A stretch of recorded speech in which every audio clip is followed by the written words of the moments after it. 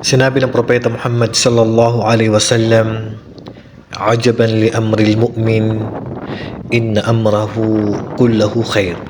Nakakamangha ang mananampalatayang Muslim dahil tunay na ang lahat ng nangyayari sa kanyang buhay, lahat ng bagay sa kanya ay puro na lang mabuti.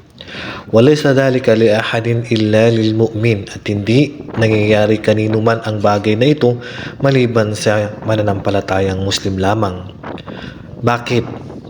Bakit nga ba kamangha-mangha ang mananampalatayang ito?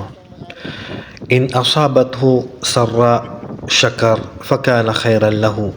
Pag may dumating sa kanyang biyaya, ay nagpapasalamat siya sa Allah subhanahu wa ta'ala. Konti man ito o marami, palagian siya nagpapasalamat sa Allah, at ito ang mabuti para sa kanya. Wa in asabathu darra sabar fakana khairan lahu. Kapag may dumating naman sa kanyang pagsubok, ay nagsasabar siya at nagtitiis. Ibig sabihin, hindi siya nagrereklamo.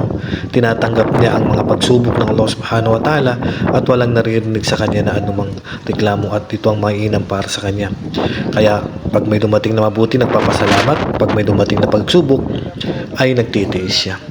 Yan ang nakakamanghang mananampalataya. Assalamualaikum warahmatullahi wabarakatuh.